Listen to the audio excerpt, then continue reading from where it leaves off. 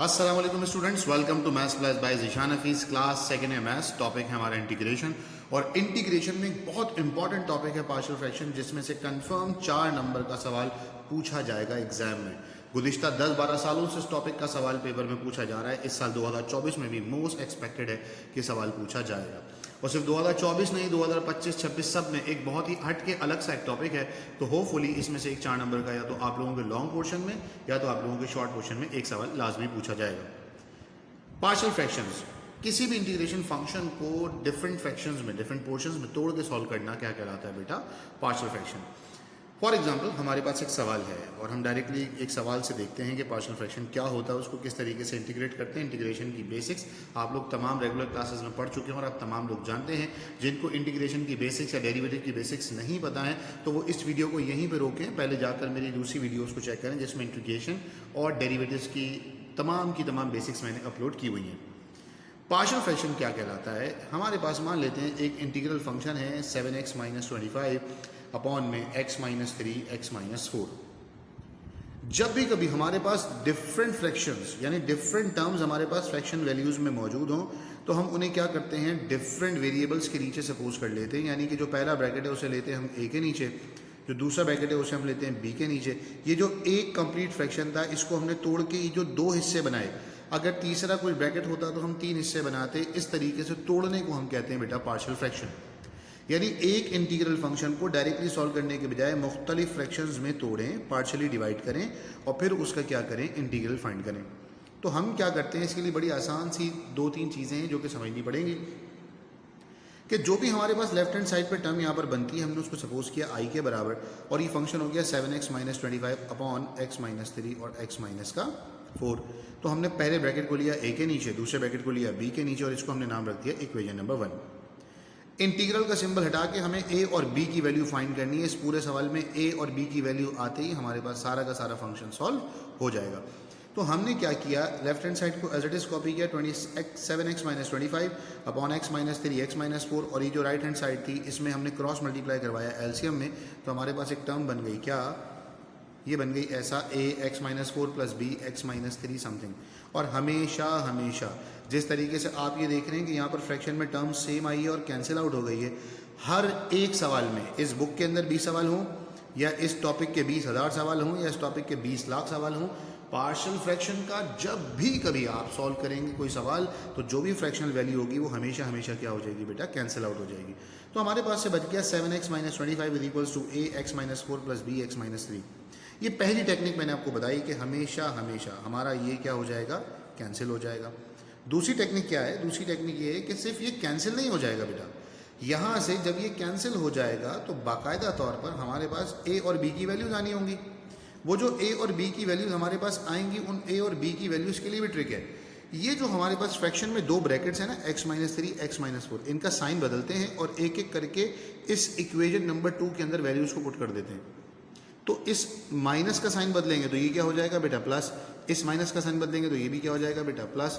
तो हमने एक मरतबा इस -3 को +3 करके पुट किया। तो आप ये देखें, मैंने लिखा हुआ है सॉल्विंग कोएफिशिएंट्स फॉर x = 3। जहाँ पर x है वहाँ पर 3 पुट कर दिया, जहाँ पर x है वहाँ पर 3, जहाँ पर x है वहाँ पर 3। तो आप देखेंगे एक फंक्शन 0 हो गया, एक फंक्शन की वैल्यू निकल आई जो कि कितनी आ रही है बेटा, हमारे पास 4। हमेशा मैं फिर से कह रहा हूँ, जितने भी सवाल हों, 1 लाख सवाल हों, उनमें होगा क्या, सबसे पहले हम ये फ्रैक्शन कैंसिल करवाएंगे। फ्रैक्शन कैंसिल करवा के जब हमारे पास इक्वेशन नंबर 2 बन जाएगी तो उस इक्वेशन नंबर 2 में हमें क्या करना होगा बेटा, जो भी हमारे पास कोफिशिएंट हम सॉल्व करेंगे, यानी a और b की जो हमें वैल्यूज फाइंड आउट करनी है, एक वैल्यू पुट करने से हमेशा एक वेरिएबल 0 होगा, दूसरी वैल्यू पुट करने से हमेशा दूसरा वेरिएबल 0 होगा, और हमारे पास इस तरीके से a b की वैल्यू फाइंड आउट हो जाएगी। तो वही काम हम यहाँ पर करें, जो कि काम हमने किसके लिए किया था बेटा, 3 के लिए किया था, वही काम हम 4 के लिए करें। जब हमने यहाँ पर x की वैल्यू को 4 पुट कर दिया तो हमारे पास यहाँ से आंसर निकल आया है, b की वैल्यू आ गई है 3। देखें यहाँ पर भी 4 - 4 करने से एक फंक्शन 0 हो गया, दूसरे फंक्शन की वैल्यू निकल आई है कितनी, 3। और जब भी कभी हमारे पास ये वैल्यूज़ निकल आएंगी तो हमने क्या करना है, इनको उठाकर इक्वेशन नंबर 1 के अंदर पुट कर देना है। Where is the equation number 1, वो ज़रा देख लेते हैं हम कि हमारी इक्वेशन नंबर 1 कहाँ है। देखिए, हम अभी डिस्कस कर रहे थे, ये रही हमारी इक्वेशन नंबर 1 कि a/x - 3 plus b/x - 4, a/x - 3 plus b/x - 4, ये थी हमारी इक्वेशन नंबर 1। तो आइए जब हमने इसको इक्वेशन नंबर 1 के अंदर पुट कर दिया तो हमारे पास ये क्या बन गया बेटा, ये हमारे पास फंक्शन बन जाएगा कुछ इस तरीके से a upon x minus three यानी कि 4 upon x minus three, b upon x minus three यानी कि 3 अपॉन एक्स माइनस थ्री, और जब भी कभी हमारे पास लीनियर फंक्शन मौजूद होता है अपॉन में तो यहाँ पर लग जाता है ln, या किसी भी ऐसे फंक्शन के ऊपर ln अप्लाई हो जाता है कि जहाँ पर हमारे पास क्या हो मेरा बच्चा, वेरी गुड, आपके जहन में चीज़ आ गई होगी, आप समझ गए होंगे कि अगर फंक्शन नीचे लिखा हुआ हो और फंक्शन का डेरिवेटिव ऊपर लिखा हुआ हो तो हमेशा हमेशा हम क्या अप्लाई कर देते हैं बेटा, ln। फॉर एग्जांपल मैं क्या कह रहा हूँ, मिसाल के तौर पर कहीं पर ऐसा लिखा हुआ आ जाए, नीचे लिखा हुआ है हमारे पास x माइनस थ्री और ऊपर हमारे पास लिखा हुआ है 1, तो आप ये देखें ये जो x है इस x का डेरिवेटिव क्या होता है बेटा, 1। जब इस x का डेरिवेटिव हम सॉल्व करेंगे तो ये हो जाएगा ln x माइनस का 3, और जब भी कभी हम क्या करेंगे, फॉर एग्जाम्पल ऐसा कहीं पर लिखा हुआ है एक्स स्क्वायर प्लस 5 और ऊपर लिखा हुआ हमारे पास 2x, तो जब हम x स्क्वायर का डेरिवेटिव देखेंगे तो वो क्या होता है बेटा 2x, तो यहाँ पर भी क्या लग जाएगा ln, ये हो जाएगा ln x स्क्वायर प्लस का 5। कोई भी फंक्शन जिसका डेरिवेटिव ऊपर मौजूद हो, फंक्शन नीचे मौजूद हो, हमेशा हमेशा क्या लग जाता है बेटा, ln। तो यही काम हमने यहाँ पर किया हुआ है, 4 को अलग कर दिया मेरे बच्चे। जब हम 4 को यहाँ से अलग करेंगे तो ये हो जाएगा ln x minus three, ln x minus 4, और ये 4 अपनी जगह पर एज इट इज़, ये 3 अपनी जगह पर एज इट इज़। फिर ln की प्रॉपर्टी होती है कि जब भी कोई टर्म ln के पीछे हो तो वो ln की पावर में चली जाती है। मैंने रेफरेंस लिखा हुआ है b ln a is equals to ln a की पावर b। यहाँ पर भी जो 4 था उसे पावर में ले गए, यहाँ पर जो 3 था उसे भी कहाँ ले गए बेटा, पावर में। जब दो जगह मेरे पास ln था तो मैंने कांस्टेंट की जगह पर भी क्या लगा दिया, ln लगा दिया। तो यहाँ एक और फॉर्मूला अप्लाई हो रहा है, ln a plus ln b plus ln c is equal to ln abc। अब ये क्योंकि कांस्टेंट है तो हमने इसको ऐसे ही लगाया, ये हो गया ln abc। जो भी एडिशन की फॉर्म में टर्म्स होती हैं उन्हें मल्टीप्लिकेशन की फॉर्म में हम लिख लेते हैं, दैट्स इट। ये हो गया हमारा पहला वाला सवाल। इसी तरीके का एक और क्वेश्चन देखते हैं हम, बड़ा आसान सा, सेम पैटर्न पर है, बस यहाँ पर मामला एक छोटा सा एडवांस मामला है। वो क्या है बेटा, हमारे पास लिखा हुआ है 2x minus 5 upon x square minus 5x plus का 6। पिछले सवाल में क्या था, हमारे पास फैक्टर्स बने बनाए हमें मिल गए थे, यहाँ पर हमें फैक्टर्स बने बनाए नहीं मिल रहे बेटा, हमें फैक्टर्स बनाने पड़ेंगे। आइए ज़रा देखते हैं फैक्टर्स कैसे बनाते हैं। इसके फैक्टर्स बनाने का आसान सा तरीका है, हमारे पास ये जो नीचे टर्म दिख रही है ये हमें दिख रही है बेटा, ये क्वाड्रेटिक फंक्शन है। हमने क्या किया, इस क्वाड्रेटिक फंक्शन को मिडिल टर्म ब्रेक किया तो ये बन गया माइनस का 2x माइनस का 3x, और जब इनमें से कॉमन लिया तो हमारे पास ये आ गया x माइनस 2, ठीक है, ये वाला आ गया x माइनस 2, और यहाँ से आ गया x माइनस 2। तो देखें यहाँ पर मैंने लिखा हुआ है ये हो गया 2x minus 5 upon x minus 2 x minus 3। तो अब ये बिल्कुल पिछले सवाल की जैसा बन गया। उसूलन तो इसे आपको सॉल्व कर लेना चाहिए, लेकिन बहरहाल इसको भी हम ज़रा आगे तक सॉल्व करते हैं। ज़रा देखिए और क्या मामला है। तो अगर हम गौर से देखेंगे तो 2 ब्रैकेट आ गए फिर से हमारे पास, एक ब्रैकेट आया a का, एक ब्रैकेट आया किसका बेटा, b का। अब ज़रा देखो तो ये आ गया, एक हमारे पास आ गया 2x minus 5 upon x minus 2 x minus 3। पहले को a के नीचे लिया, दूसरे को किसके नीचे ले लिया, b के नीचे। सेम पैटर्न पे जैसे हमने प्रीवियस क्वेश्चन में किया, इसका एलसीएम निकाला है। तो देखें फ्रैक्शन में जो टर्म्स हैं वो हमारी क्या हो गई मेरे बच्चे, कैंसिल हो गई। तो यहाँ से बचा है 2x माइनस 5, यहाँ से बचा है a x minus 3 plus b x minus 2, इसका नाम रख दिया हमने इक्वेशन नंबर 2। वही काम जो ब्रैकेट के अंदर 2 टर्म्स होती हैं उनका साइन बदल देते हैं। तो x माइनस 2 का साइन बदलेंगे हो जाएगा प्लस का 2, x माइनस 3 का साइन बदलेंगे हो जाएगा प्लस का 3। एक मरतबा माइनस का 2 पुट करेंगे, यानी एक मरतबा प्लस का 2 पुट करेंगे, एक मरतबा 3 पुट करेंगे, तो हमारे पास प्रीवियस पैटर्न की तरह यहाँ पर से वैल्यू निकल आएगी। हो जाएगा 2 to the 4, 4 minus 5 is minus 1, a 2 minus 3 is minus 1, 2 minus 2 is 0। फिर से वही काम हो रहा है, एक फंक्शन 0 हो गया, एक फंक्शन की वैल्यू निकल आई है a इज इक्वल टू 1। अब यही काम हमने करना है, यहाँ पर हमने दूसरी वैल्यू को पुट कर दिया उठाकर। जब हमने यहाँ पर उठाकर दूसरी वैल्यू को पुट किया तो वह वैल्यू क्या हो गई, 2 3 6 माइनस का 5, a 3 minus 3 is, look at this, 0 plus b 3 minus 2 is 1। यहाँ से b की वैल्यू हमारे पास क्या आ गई बेटा, 1 आ गई। Equation number 1 become same pattern, same काम, सेम तरतीब जो कि अभी हमने पिछले सवाल के अंदर देखा है। a की वैल्यू को a की जगह पर पुट किया, a upon x minus 2, b की जगह पर b की वैल्यू को पुट किया जो कि 1 आई थी, 1 अपॉन दिस, और 1 अपॉन समथिंग मैंने अभी थोड़ी देर पहले आप लोगों को बताया किसके बराबर होता है बेटा, ln के बराबर। तो ये हो गया ln x माइनस 2, ये हो गया ln x माइनस 3, और बराबर में क्या लगा दिया मैंने, ln प्लस ln c। तो ये हो गया log a plus log b plus log c का फॉर्मूला। फिर से वही का वही फॉर्मूला। अब यहाँ पर तो कोई पावर ही नहीं है सर, तो बेटा जब पावर नहीं है तो मैंने पावर का कोई फॉर्मूला भी नहीं लगाया। फॉर्मूला लग रहा है ln a plus ln b plus ln c is equals to ln a b c। अब गौर से देखें, मैंने तीनों के तीनों को मल्टीप्लिकेशन की फॉर्म में लिख दिया और ये रहा हमारा c, दैट्स इट। अब देखें सेम पैटर्न पर हमारे पास एक और सवाल आ गया। बस फ़र्क क्या है आपको दिखाई दे रहा होगा, फ़र्क सिर्फ और सिर्फ इतना सा है कि यहाँ पर हमारे पास फ्रैक्शन में टर्म्स दो नहीं है, कितनी है बेटा, 3 है। तो हमने भी क्या किया, हमने लिखा a upon first term, b upon second term, c upon third term और इसको नाम दे दिया इक्वेशन नंबर 1 का। फिर से वही काम किया, जब हम इसका एलसीएम लेंगे तो एलसीएम लेने का आसान तरीन तरीका ये होता है कि जो टर्म वेरिएबल के नीचे मौजूद है उसे हटा के बाकी टर्म्स को मल्टीप्लाई करवा देते हैं। तो देखें x माइनस 1 हटा, ये x माइनस 5 और x प्लस 3 यहाँ पर आकर मल्टीप्लाई हो गए। फिर इस b के साथ मल्टीप्लाई हो गया पहला और तीसरा ब्रैकेट, ये x माइनस 1 x प्लस 3 और इस c के साथ मल्टीप्लाई हुआ x माइनस 1 और x माइनस का 5। जब हम इसका एलसीएम लेंगे तो अब हमने इसका एलसीएम लेने के बाद भी हमने क्या करना है, हम ये जानते हैं कि ये जो हमारी फ्रैक्शन की टर्म होती है कैंसिल हो जाएंगी। तो बच गया 2x प्लस 7 और ये पूरी की पूरी टर्म हमारे पास यहाँ पर एज इट इज़ यहाँ से हमने कॉपी पेस्ट कर ली। इसका क्या नाम है, इक्वेशन नंबर 2। अब इंपॉर्टेंट चीज़ जो कि मैंने काफ़ी देर से एक ही बात समझाने की कोशिश कर रहा हूँ कि जब हम किसी भी एक वेरिएबल की वैल्यू को पुट करते हैं तो बाकी दो फंक्शन जीरो हो जाते हैं।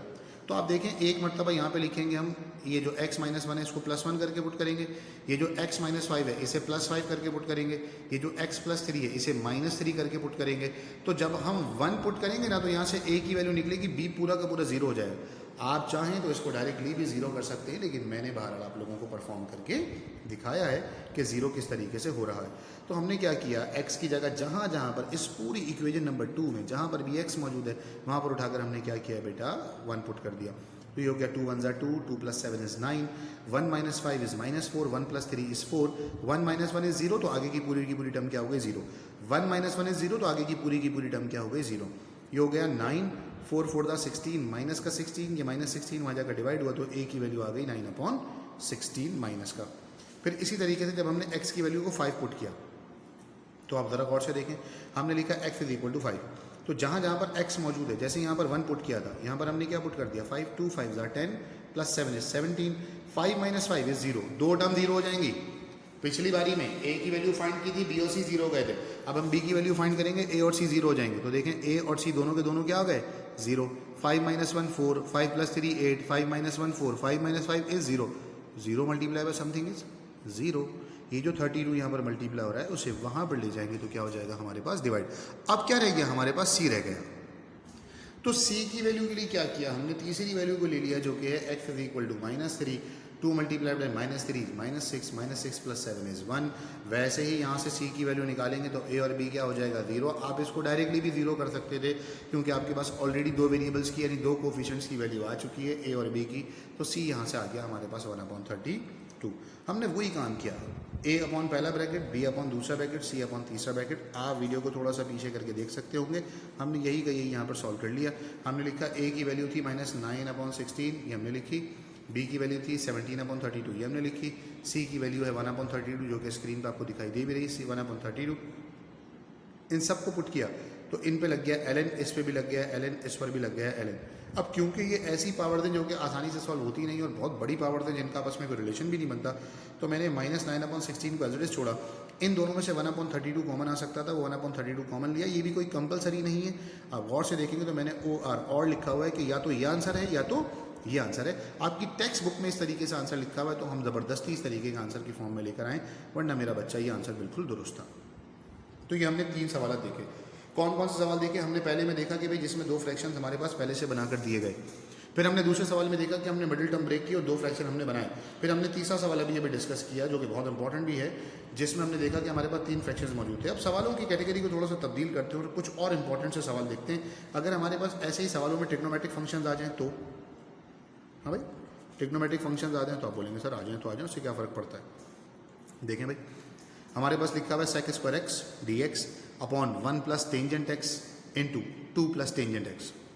अब जब भी कभी ऐसा कोई सवाल आएगा ना मेरे बच्चों कि जिसमें ट्रिग्नोमेट्रिक फंक्शन हो, ऊपर भी ट्रिग्नोमेट्रिक फंक्शन हो और नीचे भी क्या हो, ट्रिग्नोमेट्रिक फंक्शन हो, तो हमेशा ये ढूंढने की कोशिश करेंगे कि क्या नीचे वाले फंक्शन का डेरिवेटिव ऊपर है। जैसे यहाँ पर नीचे ट्रिग्नोमेट्रिक फंक्शन है बेटा टेंजेंट x, तो टेंजेंट x का डेरिवेटिव sec स्क्वायर x होता है और ये हम सब जानते हैं। अगर हम ये सब भी नहीं जानते हैं तो इसका मतलब ये है कि हम मैथ्स में अभी तक कुछ भी नहीं जानते। तो अगर ये सब पता है तो ही इंटीग्रेशन हमारे काम की है, वरना तो हमारी किसी काम की नहीं है। तो टेंजेंट x का डेरिवेटिव होता है sec स्क्वायर x। इसका मतलब ये हुआ नीचे वाले फंक्शन का ऊपर डेरिवेटिव मौजूद है।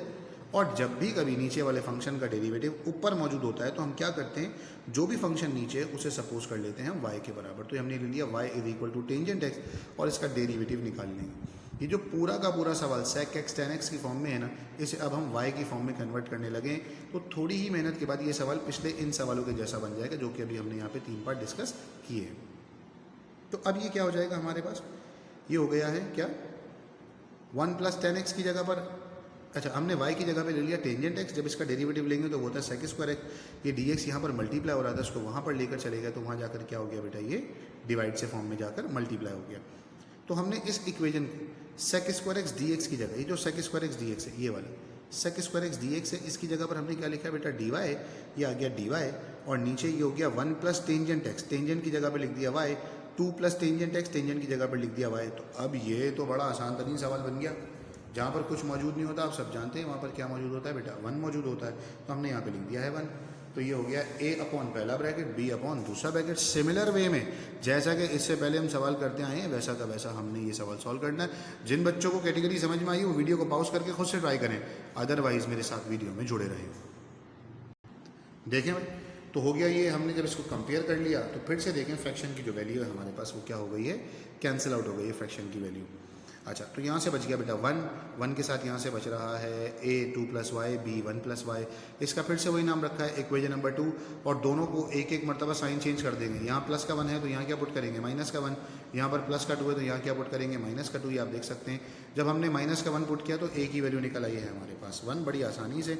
जब हमने -2 पुट किया तो आप गौर से देखें हमारे पास फिर से एक वेरिएबल 0 होकर दूसरे की वैल्यू आ गई है माइनस का 1। बिना वक्त ज़ाया किए बड़ी तेज़ी से हम चलते हैं आगे। तो हमने लिखना है a अपॉन पहला ब्रैकेट b अपॉन दूसरा ब्रैकेट। तो हमने लिखा भाई a की जगह पर a की वैल्यू लिखी जो कि है 1 और ये हो गया a upon this minus b upon this. तो इसके ऊपर भी लग गया ln, इसके ऊपर भी लग गया ln। अब यहाँ पर थोड़ा सा चेंज है, वो चेंज क्या है, अभी तक इससे पहले जितने भी हमने सवाल देखे ना वहाँ सारे के सारे सवालों में हमारे पास एक फॉर्मूला लग रहा था ln a plus ln b। यहाँ पर हमारे पास फॉर्मूला अप्लाई हो रहा है ln a minus ln b। तो इससे क्या फ़र्क पड़ता है, प्लस का फॉर्मूला हो या माइनस का फॉर्मूला हो, प्लस के फॉर्मूले में 2 मल्टीप्लाई हो जाते हैं प्रोडक्ट फॉर्म में आ जाता है, माइनस के फॉर्मूले में कहाँ जाता है बेटा डिवीजन की फॉर्म में आ जाएगा। तो ये हमने यहाँ पे लिखा है भाई a डिवीजन की फॉर्म में इसको लेकर आ गए तो ये हो जाएगा ln 1 plus y upon 2 plus y. और ये प्लस हो रहा था, जो प्लस होता है उसे प्रोडक्ट की फॉर्म में लिखते हैं, जो माइनस होता है उसे डिवाइड की फॉर्म में लिखते हैं। और एट लास्ट हमने क्या किया, सवाल के शुरू में हमने सपोज किया था let y is equal to tangent x। तो यहाँ दोनों जगह पर जो y है उसकी जगह पर हमने क्या पुट कर दिया बेटा टेंजेंट। तो हमारा इस आसान से सवाल का एक बड़ा ज़बरदस्त सा आंसर निकल आया। अब ये हमने सेक और कोसेक वगैरह की फॉर्म में, टेंजेंट की फॉर्म में सवाल देख लिए। ऐसा ही सेम सवाल हमारे पास किस फॉर्म में आता है बेटा, साइन और कॉस की फॉर्म में। ऐसा ही सेम सवाल आता है हमारे पास कॉट और कोसेक की फॉर्म में। तो ज़रा वो भी देखते हैं।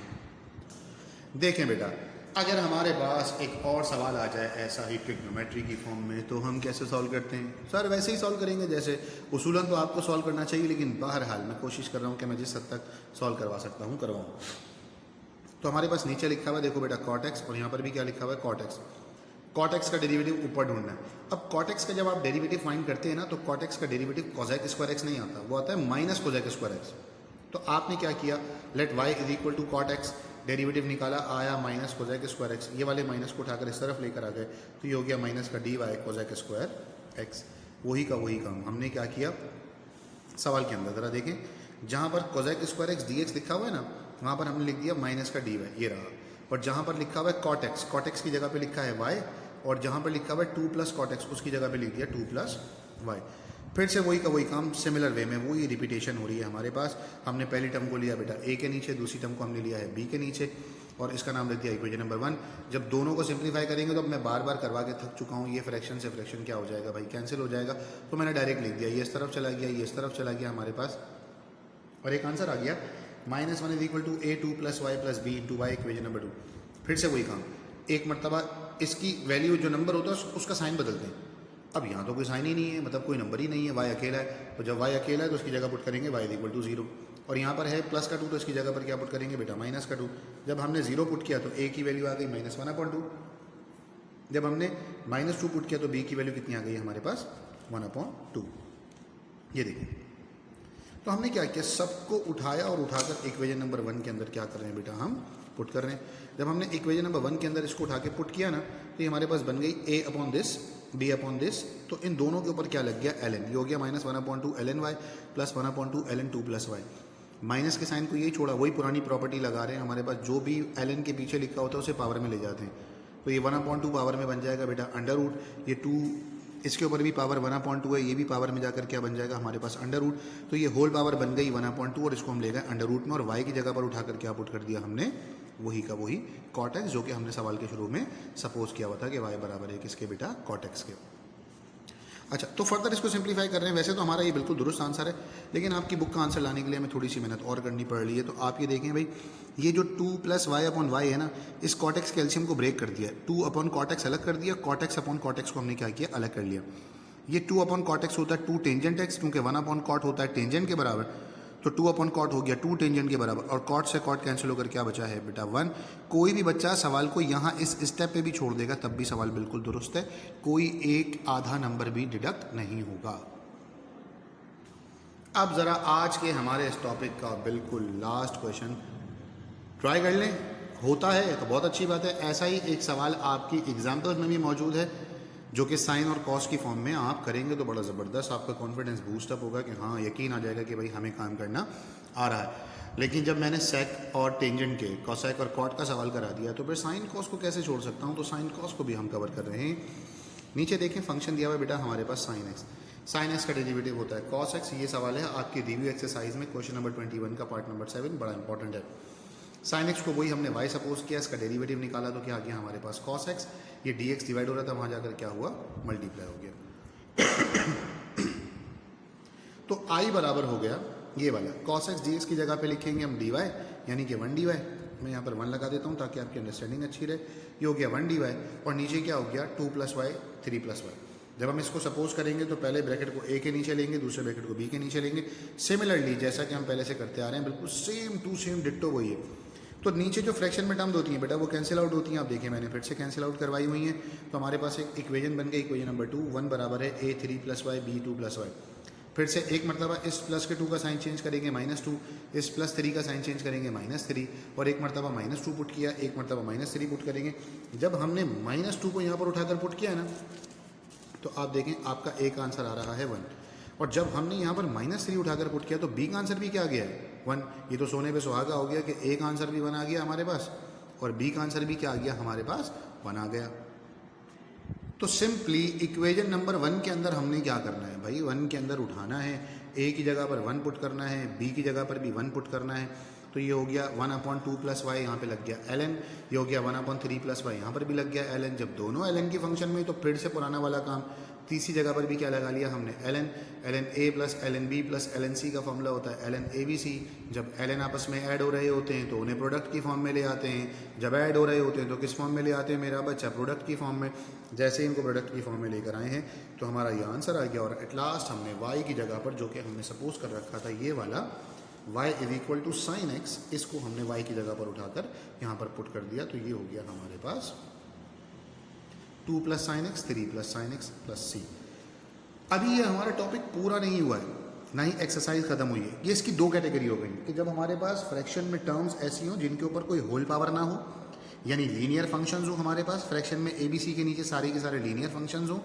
और दूसरी कैटेगरी हमने क्या देखी कि उन्हीं लीनियर फंक्शंस को अगर हम ट्रिग्नोमेट्री के जरिए सॉल्व करते हैं तो ट्रिग्नोमेट्री को लीनियर में कन्वर्ट करके कैसे सॉल्व किया जा सकता है।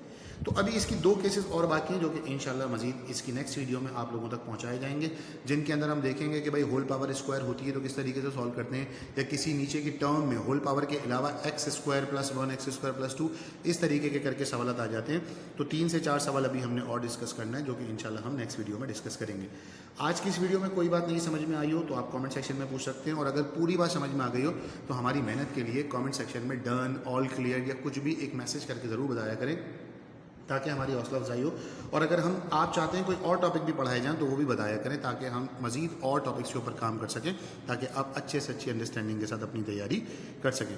तो टिल देन, जब तक आप लोगों को कोई नई वीडियो लेक्चर सीरीज़ और नहीं मिलती, यानी इसके आगे का टॉपिक नहीं मिलता, प्रैक्टिस करते रहें बेटा। Practice makes the man perfect. कामयाबी की सिर्फ एक ही कुंजी है, एक ही रास्ता है बेटा, वो है लगातार मेहनत। तो मेहनत करेंगे तो इंशाल्लाह अल्लाह पाक कामयाब करेगा। ज़िंदगी रही और अल्लाह ने चाहा तो एक और लेक्चर के साथ मुलाकात होगी। जब तक के लिए अपने घर वालों का बहुत ज़्यादा ख्याल रखें, मुझे मेरे घर वालों को अपनी ख़ास दुआ में याद रखें। अल्लाह हाफ़िज़ व नासिर।